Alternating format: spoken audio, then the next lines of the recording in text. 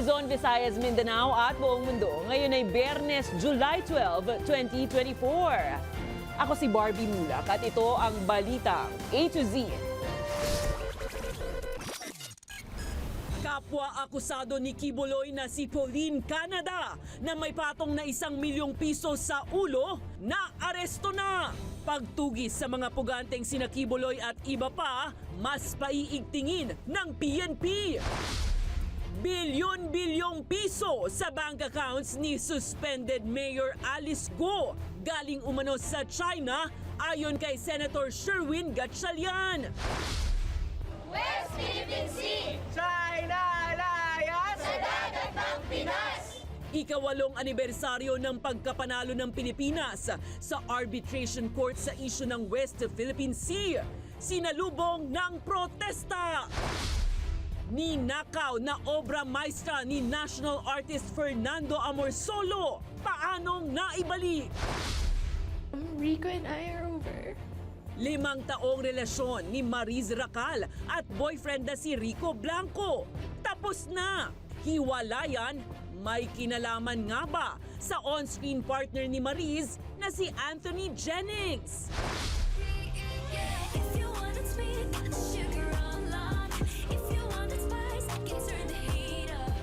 Bagong single ng Beanie na Cherry on Top. Number 1 sa trending music ng YouTube worldwide. Ang galing ko na. Ay, hindi ako makaalis.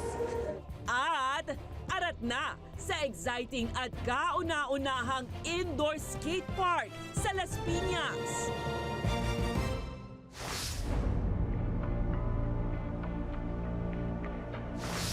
Magandang gabi, pambungad sa ating newscast. Mas lalo pa ang paiigtingin ng puwersa ng AFP at PNP ang kanilang operasyon para sa paghuli kina televangelist Apollo Kibuloy at kanyang mga kasama. Ito'y matapos maaresto nitong Huwebes ang kasamahan nilang si Pauline Canada, bunsod ng impormasyong ibinahagi umano ng isang tipster.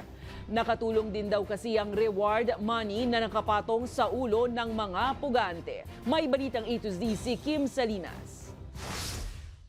At ito ang sinasabi namin sa kanila, lumiliit na ho ang mga pinagtataguan ninyo. Ito ang babalang binitawan ni Interior Secretary Benhur Abalos Jr. sa mga wanted person na kabilang na si televangelist Apollo Kibuloy at mga kasamahan nito. Mas lalo kasing pinaiigting ngayon ng kapulisan at militar ang paghahanap sa iba pang sangkot sa kaso, lalo't napuntirya ng mahanap ang isa sa kanila. Basically, the Armed Forces of the Philippines has its program for support to law enforcement operations, and all of these coordinations are always given to the PNP. Naiharap na nga sa publiko ang isa sa mga target na si Pauline Canada, ang tumatayong finance officer ng Kingdom of Jesus Christ matapos mahuli nitong Huwebes sa kanyang bahay sa Davao City. Ang regional headquarters is less than 2 kilometers away kung saan nagtatago si Miss Pauline Canada, kung saan siya nahuli. So, the most prudent place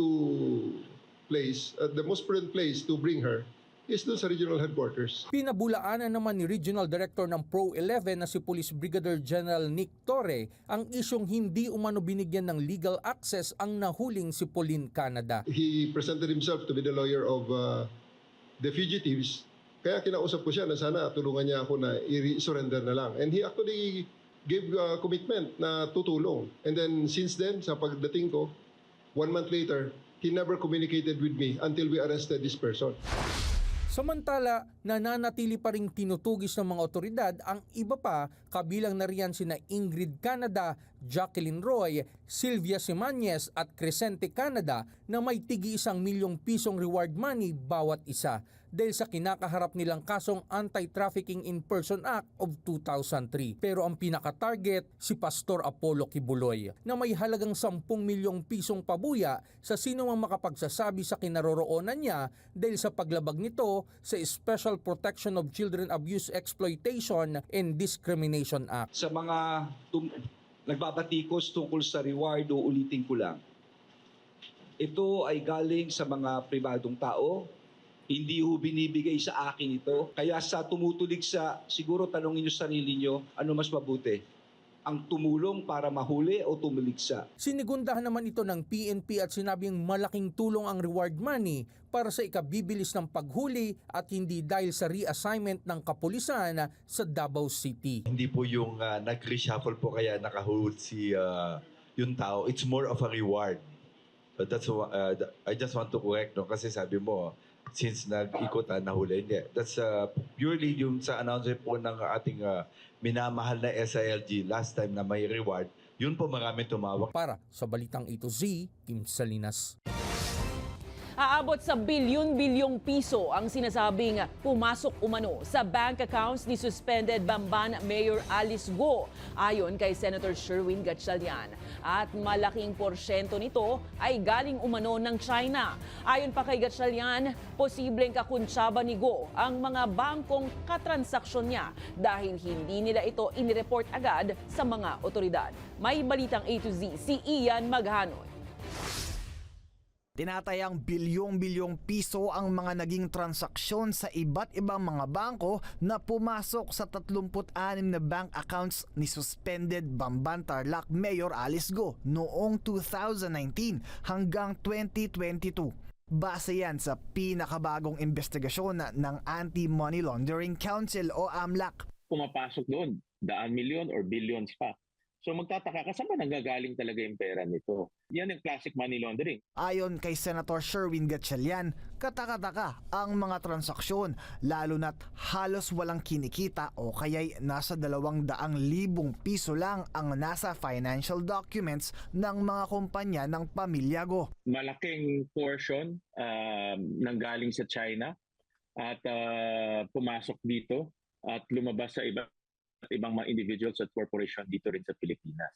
So lahat to dapat mo i-justify, hindi walang justification. Ito ang dahilan kung bakit finreeze ng Court of Appeals ang mga ari-arian ni Go at 2 iba pa alinsunod sa petisyon ng AMLAC bunsod ng posibleng kaugnayan ng mga ito sa illegal na pogo operations. Kabilang dito ang 12 real estate properties, 12 mga sasakyan, 1 helicopter at 36 na bank accounts sa pangalan ni Go. Pumalag naman ang kampo ni Go sa serye ng anilay trial by publicity ng Senado laban sa alkalde. Sa isang text message sa Balitang A to Z, inalmahan ng abogado ni Go na si Attorney Stephen David ang pagsasapubliko ng Senado sa mga anyay confidential bank accounts na sakop ng Bank Secrecy Law at Data Privacy Act.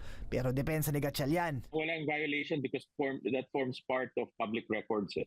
And anyone can go to the courts to ask for that petition. In fact, yung mga kaso, dahil notarized yan, it forms part of public records. Samantala, kinwestiyon rin ngayon ni Gatchalian ang mga bangkong katransaksyon ni Go. Hindi kasi agad naitimbre sa mga otoridad ang mga transaksyon. Gayong base sa Anti-Money Laundering Council Act, dapat inaalerto ang mga deposit o withdrawal na higit pa sa 250 milyong piso. Bakit in 2019 walang na-report? Ngayon lang 2024 na-report. So meron rin akong suspetsya na itong mga bangko meron rin ganitong kuntsabahan. Dahil dyan, posible raw na maging ang pamunuan ng mga naturang bangko ay ipatawag sa ikakasang Senate inquiry. Para sa Balitang A to Z, Ian Maghanoy. Tiniyak ni Pangulong Ferdinand Bongbong Marcos Jr. na nakatutok ang gobyerno sa problema sa iligal na operasyon ng Philippine Offshore Gaming Operators sa bansa. Ayon kay Marcos, bubuo ang DILG ng task force para tutukan ang issue sa iligal na operasyon ng Pogo sa Pampanga. Matatanaang ni-raid noong nakaraang buwan ang iligal na Pogo Hub sa Porac, Pampanga at natuklasan ang mga torture chamber kung saan isinasagawa ang scamming activities, kidnapping at sex trafficking. Sa katunayan, meron na kaming ginawang task force galing sa DILG para tutukan ang mga iligal na gawaing kaugnay ng mga naririnig natin mga pogo at patuloy din ang pakikipagtulungan ng Bureau of Customs sa ilang ahensya upang matigil ang pagpupuslit na iligal na droga dito sa bansa. Patuloy din po ang mga hakbangin ng PIDEA upang masawata ang iligal na droga. Kaugnay niyan, mas paigtingin rin ng Presidential Anti-Organized Crime Commission o PAOK ang pagsasawata sa mga iligal na pogo sa bansa. Ayon sa PAOK, posible silang magsampa ng kaso laban sa mga opisyal ng gobyerno na nagbigay ng permit sa mga iligal na hub para gamitin ang kanilang pasilidad. Patuloy naman daw ang investigasyon sa mga umano'y protektor ng mga iligal na pogo, kabilang na riyan ang ilang pang opisyal ng gobyerno. Yung isang pinorfeit natin sa sa Pasay, ginagamit na ng DSWD for yung mga rescued victims. Doon nila hinahouse, tapos ginawa na rin natin kulungan yan ng mga nahuhuli natin sa pogo kasi kulang ang immigration, Bureau of Immigration sa kulungan.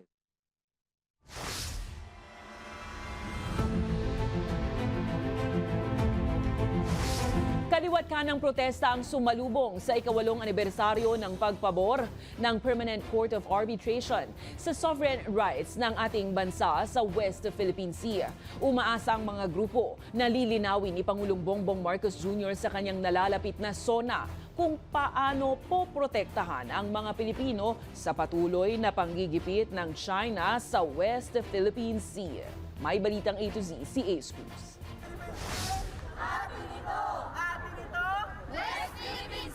Eksaktong 8 taon na nakalilipas ng pagtibayin ng Arbitral Tribunal ang sovereign rights ng Pilipinas sa West Philippine Sea. Sa araw na ito, kilos protesta ang salubong ng mga grupo kabilang ang Ateneo Coalition at Akbayan Youth. West Philippine Sea! China Alliance! Sa dagat ng Pinas!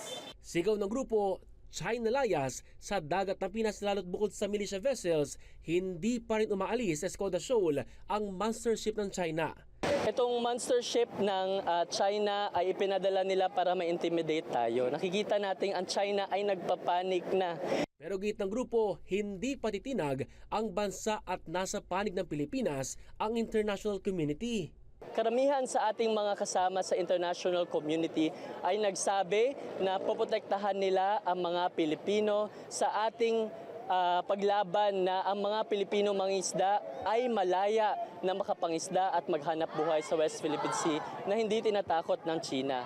Kasabay nito, nagsagawa ng fluvial protest ang fisher group na Pamalakaya sa bahagi ng Subic Zambales na unlife fishing ground ng mga mangingisdang Pilipino noon pa man. Noon na nang inahayag ng ilang mga mangingisda ang malapatinterong sitwasyon sa tuwing pumapalaot dahil sa presensya ng Chinese Coast Guard. Sa South China Sea Conference ng Center for Strategic and International Studies o CSIS, sinabi ni US Defense Assistant Secretary Eli Ratner, hindi katanggap-tanggap ang patuloy na pag-angkin ng China sa West Philippine Sea. And let me be clear that the PRC's claim to the shoal has no more credibility today than it did when the Arbitral Tribunal issued its unanimous ruling in 2016.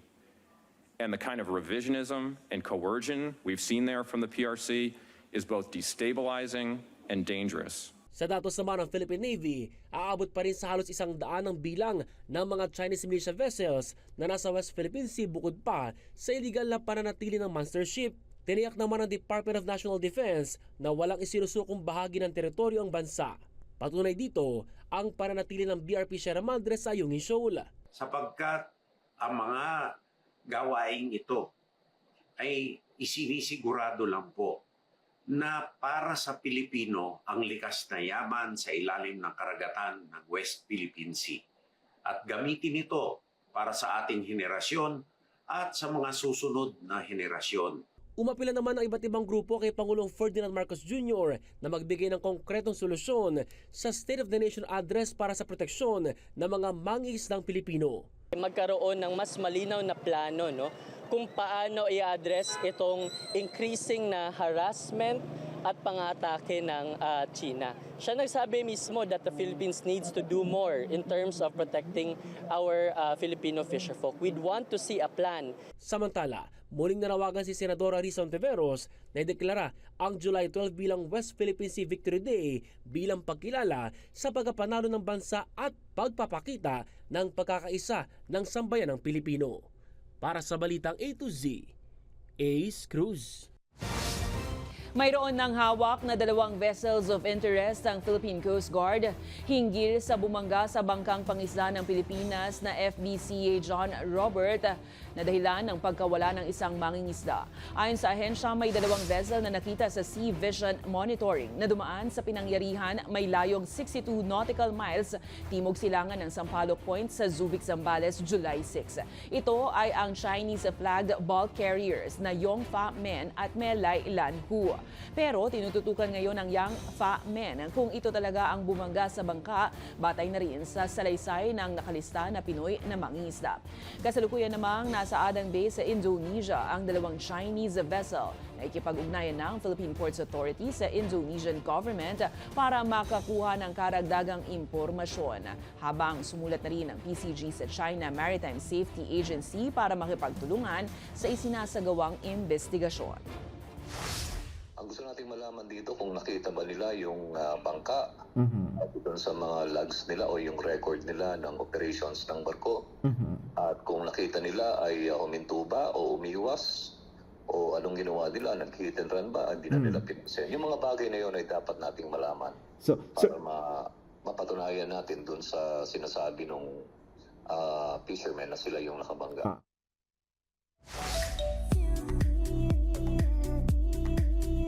Nako, may bagong hiwalayan sa mundo ng showbiz.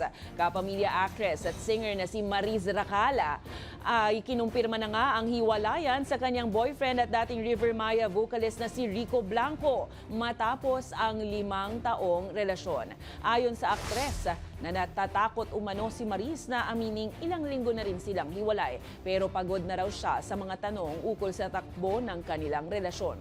Hindi naman niya idinatalye ang dahilan ng break-up, pero wala raw kinalaman ang kanyang ka-love team na si Anthony Jennings sa kanilang hiwalayan. Rico and I, our universe was so beautiful. Sa 5 years namin together, we were always on the same page. Always on the same page. But I don't know what happened to me. Maybe I turned to the next page and saw a new perspective sa life. I had visions of who I want to become, how I want to evolve. Susunod pagsulong ng hybrid elections o gawing manual ang bilangan panawagan ng grupong kontra-daya para daw iwas dayaan sa halalan. Comelec pumalag. At 2 arestado matapos ibenta o tangkang ibenta ang obra ni Amor Solo. Ang lahat ng may init na balitang yan sa pagbabalik ng Balitang A to Z.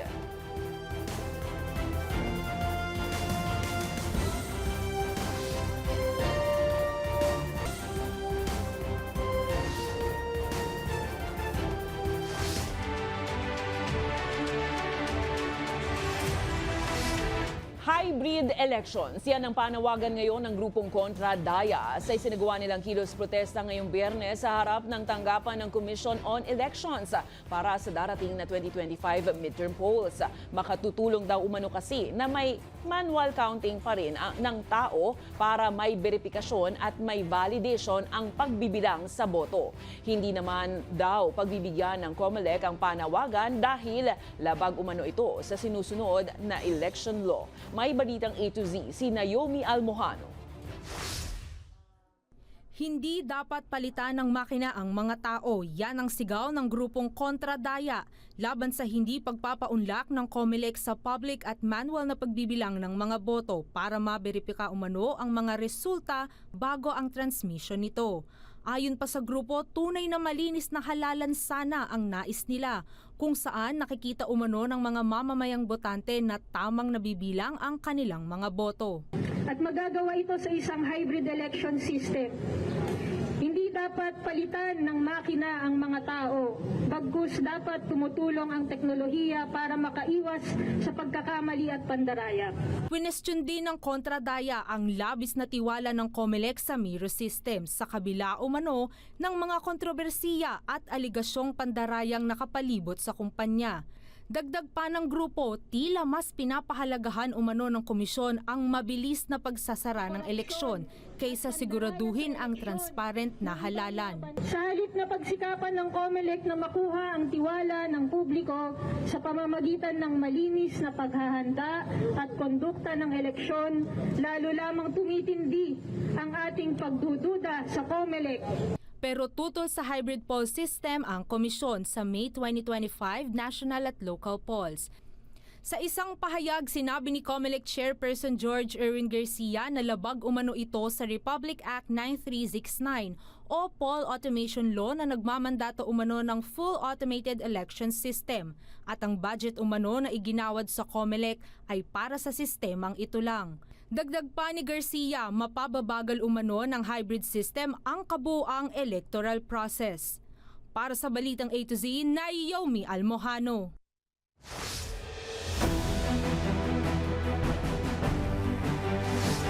Bakit nga ba si Senator Sonny Angara ang bagong kalihim ng Department of Education?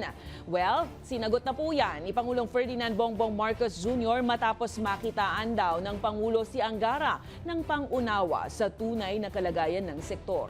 Ayon sa punong ehekutibo, marunong, masipag at may pangunawa raw si Angara sa mga problemang kasalukuyang kinakaharap ng edukasyon sa bansa. Nagpasalamat naman si Angara kay Marcos sa pagkaka-appoint sa kanya bilang bagong kalihim. Samantala, matatapos naman ang panunungkulan ni Vice President Sara Duterte bilang Education Secretary sa susunod na linggo. Naghahanap kami ng kapalit. Kako, palagay ko, alam ko na kung sino dapat ang ilagay dyan na marunong, dahil marunong at masipag at nakakaunawa sa mga problema at naiintindihan, naunawaan niya kung paano pandarin ang gobyerno para magawa lahat ng kailangan gawin.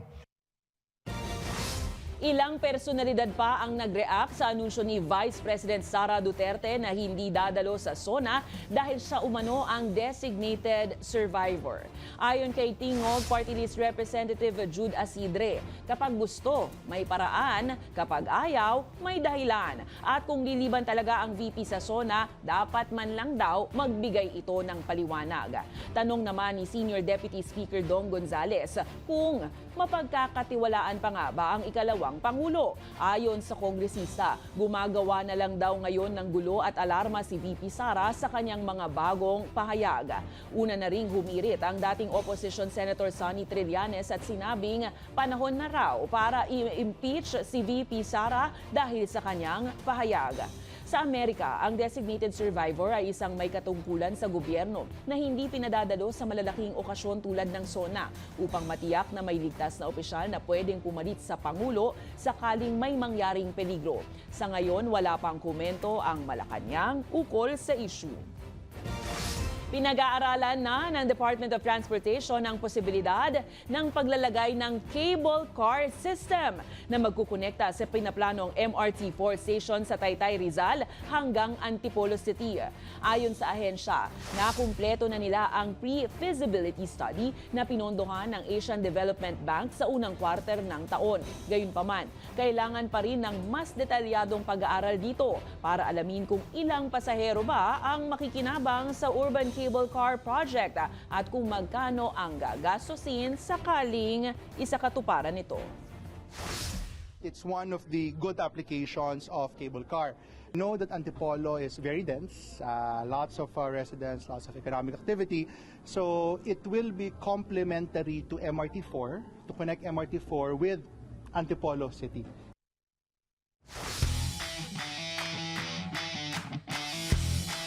Nasungkit ng high school runner mula Lapu-Lapu City nitong Huwebes ang kauna-unahang gold medal sa 2024 palarong pambansa na ginaganap sa Cebu.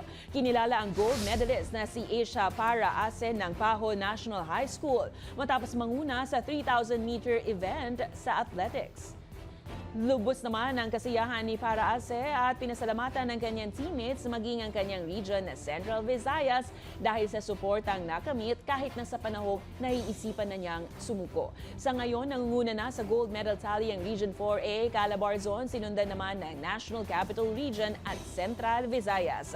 Congrats Asia! Okay, huwag susuko dahil karamihan nga sa mga Olympic players ng Pilipinas ay nagsimula rin sa palarong pambansa. Kaya naman, laban lang.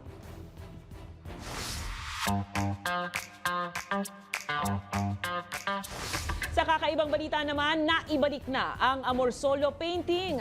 Matapos matimbog ang dalawang suspect sa Quezon City nitong Huwebes sa tangkang pagbebenta nga ng isang Amorsolo painting na ninakaw pa sa Hofilenia Museum sa Silay City, Negros Occidental, July 3. Ayon sa National Bureau of Investigation Special Task Force, nakatanggap sila ng impormasyon na isang nagangalang Attorney Ching ang nagbebenta ng 1936 obra maestra ni Amorsolo na Mango Harvesters sa mga posibleng buyers sa halagang 3.5 million pesos. Pero sa ulat ng Bacolod City Police sa NBI, sinabing may nagnakaw na dalawang individual sa naturang obra at target ibenta sa Kamaynilaan. Agad namang isinagawa ang entrapment operation para madakip ang dalawa. Kakasuhan ng mga suspect sa paglabag sa Presidential Decree No. 1612 o Anti-Fencing Law. Sa aming pagbabalik, bagong single ng Beanie na Cherry on top nga na trending music ng YouTube worldwide. At arat na, kauna-unahang multidiscipline indoor skate park sa Pilipinas, binuksan na. Kung saan yan, abangan sa pagbabalik ng Balitang A to Z.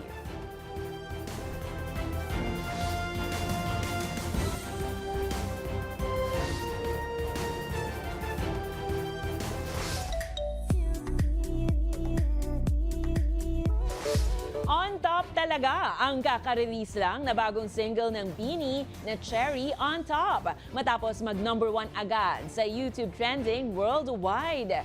Hindi talaga papaawat ang Beanie dahil 2 oras pa lang matapos itong ma-release itong Huwebes, nag-up agad ito ng 1,000 views ang kanilang music video. Agad din itong bumulusok sa number 1 sa iTunes Philippines. Naisama rin sila sa mga sikat na playlist sa Singapore, Malaysia at Japan. Sa ngayon, nasa 3.6 million views na ang music video nito sa YouTube na inaasahan pang mas mag-top, just like the Cherry. Kaya naman, congratulations sa ating girl group.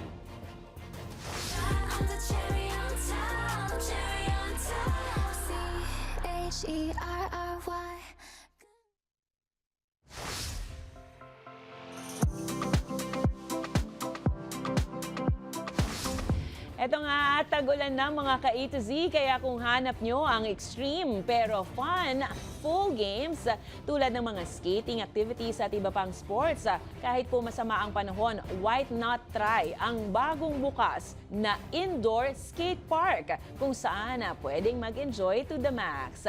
Alamin natin yan at arat na sa Balitang A to Z ni Lane Garcia.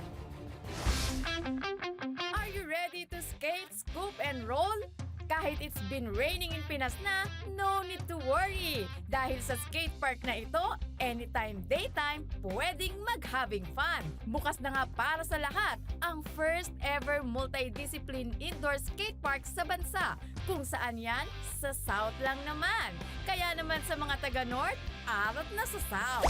Well, yan nga ang bagong-bagong label skate park na matatagpuan sa Level 3 Game Park ng SM South Mall sa Las Piñas City. We offer a lot of active recreation attractions, and our latest installation right now is our label skate park. Ano kayang pwedeng matry? Gustong sumubok ng skating, isa nga daw dito sa pinaka-basic na matutunan ay ang pag-roller blades. Ang galing ko na. Perfect rin ito para sa mga skaters katulad ni Ken. Pero po, maganda po kasi ito po yung unang-unang skate dito na pwede namin pag-practicean ng mga kung ano-ano. Hindi na po kami lalayo. Kahit umulan, bumagyo, okay lang. It's for everyone. It's for young ones who want to learn And those who are already skilled can also practice here. We have coaches here, and you can just inquire so that we can align with our schedule, so that in case you are not yet skilled at skating, then they can teach you. Layunin rin ng programa na buhayin ang active lifestyle hindi lang ng mall goers kundi ng lahat. Pero kung iba naman ang trip mo, why not to try the archery, bowling, table tennis, billiards at kung ano-ano pa na for sure perfect pang bonding ng family and friend. Kaya naman ano pang hinihintay nyo? Weekend na bukas. Kaya naman go go go na sa Las Piñas. Para sa balitang A to Z, Lane Garcia. Kung kayo ay may kwentong kakaiba, mga kwento ng pag-ibig o storya ng inspirasyon at pag-asa, maaari nitong ibahagi. Sumali sa ating Facebook group na Balitang A to Z. Panoorin ang replay ng ating programa at sundan ang ating social media pages. Hanapin ng Balitang A to Z. Ang ating pabaong quote of the night ay mula sa nobelistang si Paulo Coelho. Sabi niya, kung mapanganib ang pakikipagsapalaran, higit na delikado ang nakasanayan. At yan ang mga balita at impormasyon, mga kwentong may dalang inspirasyon na tinutukan ng Balitang A to Z. Ako si Barbie Mulak, maging maalam, makialam. Magandang gabi sa iyo Pilipinas at happy weekend!